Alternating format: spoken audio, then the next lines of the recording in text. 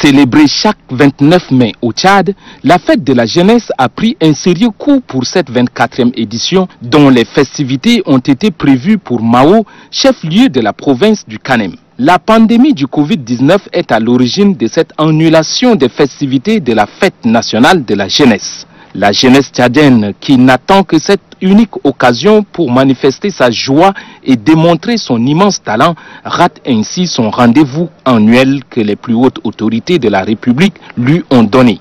Après avoir empêché la quasi-totalité des activités de la jeunesse, à savoir le sport, la musique, le théâtre, le cinéma, etc., le Covid-19 vient d'empêcher la jeunesse tchadienne de se rendre à Mao pour son unique fête nationale. Pour redonner de l'espoir à la jeunesse tchadienne, le ministre en charge de la jeunesse, des sports et de l'emploi a fait un appel solennel à l'endroit de la nation et les partenaires. Il leur demande de penser à la jeunesse. Cette phrase a tout son sens, car la jeunesse tchadienne, tout comme celle des autres nations, a subi un lourd tribut en cette période de Covid-19. Cette pandémie est à l'origine de l'arrêt de beaucoup des activités des jeunes. Considérée au Tchad comme un partenaire incontournable pour l'émergence du Tchad, la jeunesse tchadienne fait partie des grandes priorités de la politique du chef de l'État, raison pour laquelle il lui a accordé une attention particulière ces derniers temps.